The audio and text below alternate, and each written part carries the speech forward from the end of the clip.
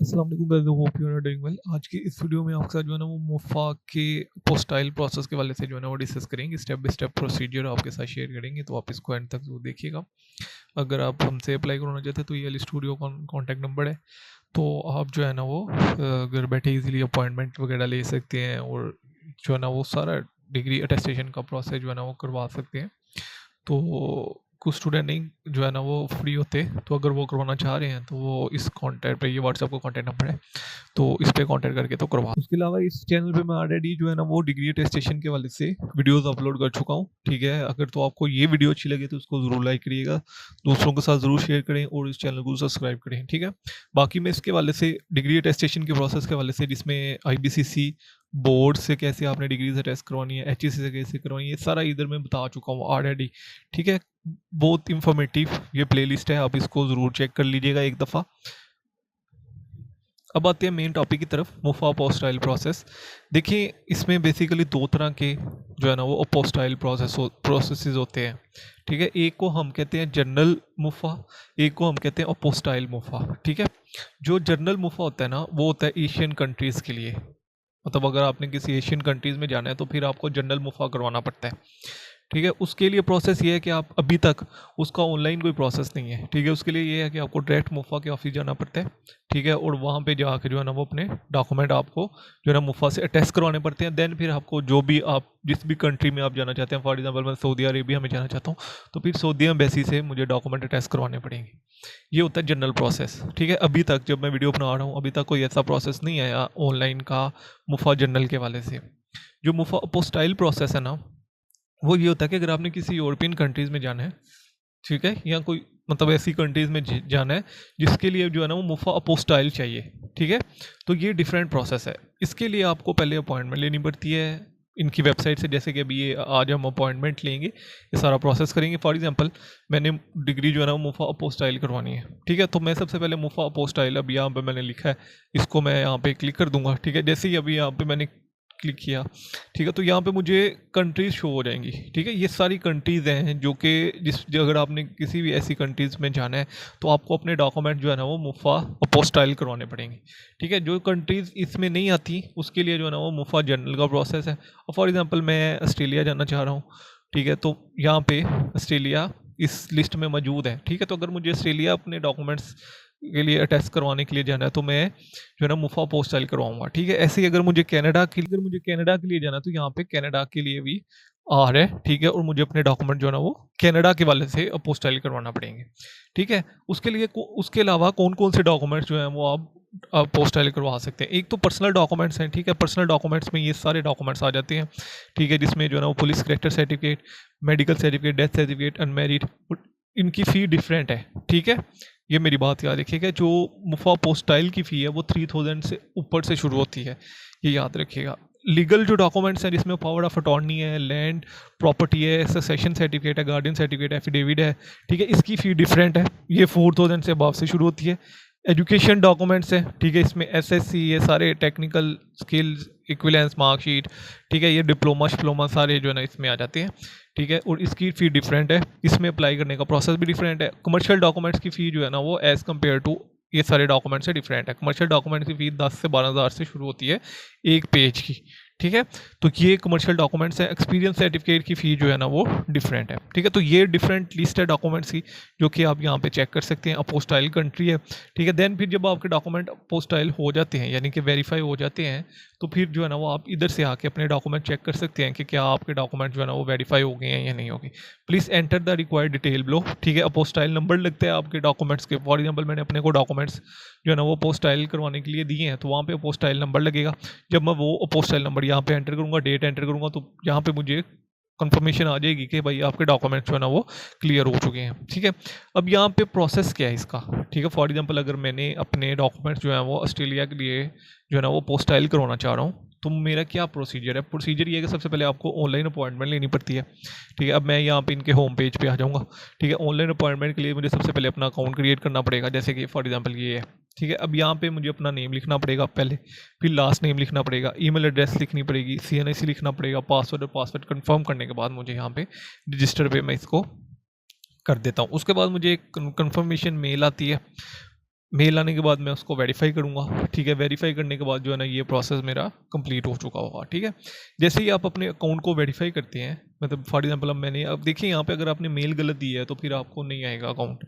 यहाँ पे ये चीज़ें आपने ध्यान से 2-3 दफ़ा पढ़नी है।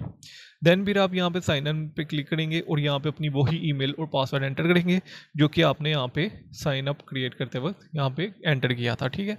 जैसे ही अब मैं यहाँ पे अपना ईमेल और पासवर्ड एंटर करूँगा, ठीक है, और रिमेंबर मी पे क्लिक कर दूंगा और साइन इन पे क्लिक कर दूंगा, तो मैं उनके मेन इंटरफेस पे पहुँच जाऊँगा। जैसे कि अभी आप देख सकते हैं कि मैं इनके मेन इंटरफेस पे आ चुका हूँ। सी है यहाँ पे home, my application, proceed, application, account, ये सारी चीज़ें आपको यहीं से नज़र आ रही हैं, ठीक है। अब यहाँ पे सबसे पहले आपने क्या करना है कि पहले अपनी प्रोफाइल कंप्लीट करनी है, ठीक है। यहाँ पे प्रोफाइल का ऑप्शन आपको शो हो रहा है, जैसे ही आप यहाँ पे क्लिक करेंगे तो ये सामने आपकी प्रोफाइल आ जाएगी, ठीक है। अब सबसे पहले जो है यहाँ पे पिक्चर, ये प्रोफाइल मैंने अपनी ऑलरेडी कंप्लीट कर चुका हूँ। यहाँ पे अपना नेम लिखना है, मिडिल नेम अगर है तो लिख दें, ठीक है। अगर लास्ट नेम है तो जो भी है वो लिख देंगे आप, ठीक है। अगर नहीं है तो फिर इसको ये 2 ब्लॉक ऐसे ही छोड़ देंगे, जैसे कि मेरा मिडिल नेम नहीं है तो मैंने इसको ऐसे ही छोड़ दिया। ईमेल आप पहले ही एंटर कर चुके हैं अपनी, ठीक है, तो उसको मजीद एंटर करने की ज़रूरत नहीं है। आप फ़ोन नंबर एंटर करेंगे, CNIC हम पहले ही एंटर कर चुके हैं अपना, ठीक है, साइन इन क्रिएट करते वक्त। उसके बाद ये है कि ऑक्यूपेशन क्या है, ठीक है, और किस प्रोविंस से हैं आप। मैं पंजाब से हूँ, सिटी लाहौर है, एड्रेस वगैरह लिख देंगे, ठीक है। देन फिर सबसे मेन चीज़ जो है वो आपने अपनी प्रोफाइल पिक्चर अपलोड करनी है, जैसे कि यहाँ पे मैंने प्रोफाइल पिक्चर अपलोड की, ठीक है, और मेरी प्रोफाइल आपको यहाँ पे नजर आ रही है, ठीक है। तो प्रोफाइल पिक्चर अपलोड करने के बाद यहाँ पे अपना CNIC PDF में अटैच करना है, CNIC फ्रंट एंड बैक दोनों साइड, ठीक है। PDF में अटैच करने के बाद आप इसको अपडेट प्रोफाइल पे क्लिक कर देंगे। जैसे ही मैं इसको अपडेट प्रोफाइल पे क्लिक करता हूँ तो यहाँ पे आप देख सकते हैं प्रोफाइल अपडेट सक्सेसफुली, यहाँ पे मेरी प्रोफाइल आ चुकी है, ठीक है, और ये सेव हो चुकी है, ठीक है। अब जैसे ही ये सेव हो चुकी है उसके बाद नेक्स्ट प्रोसेस क्या करना है कि आपने माई एप्लीकेशन पे चले जाना है, सही है। अब जैसे ही आप माई एप्लीकेशन पे जाएंगे तो यहाँ पे जो है ना वो ऐड न्यू का ऑप्शन आपको नज़र आ रहा होगा, ठीक है। जैसे ही आप यहाँ पे क्लिक करेंगे तो आपके सामने ये इंटरफेस ओपन हो जाएगा, जैसे कि आप देख सकते हैं कि मेरे सामने ये इंटरफेस ओपन हो चुकी है। तो आपके सामने जो है ना ये इंटरफेस ओपन हो चुका होगा, ठीक है। अब यहाँ पे लिखा है कि आपने सिर्फ वो डॉक्यूमेंट्स अपलोड करने हैं जो कि आपने जो है ना वो मोफा से अटैच करवाने हैं, ठीक है। तो सबसे पहले आप ऑफिस सेलेक्ट करेंगे। फॉर एग्जांपल अगर आपने इस्लामाबाद में करने हैं या कराची में करने हैं, लाहौर में करने हैं, पेशावर, गुजरात, ठीक है, तो जिधर से भी करने हैं वो ऑफिस जो है ना वो आप सिलेक्ट कर लेंगे। अब मुझे जो है वो अपने डॉक्यूमेंट जो है वो इस्लामाबाद से अटैच करवाने हैं, तो मैं यहाँ पे अपना इस्लामाबाद सेंटर सेलेक्ट कर देता हूँ, ठीक है। उसके बाद आप लिखेंगे कि किस कंट्री के लिए करवाने हैं। फॉर एग्जाम्पल आपको कनाडा के लिए करवाने हैं तो यहाँ पे आप कनाडा जो है ना वो सिलेक्ट कर लेंगे। चाइना के लिए करवाने हैं तो वो आप सिलेक्ट कर लेंगे, ठीक है।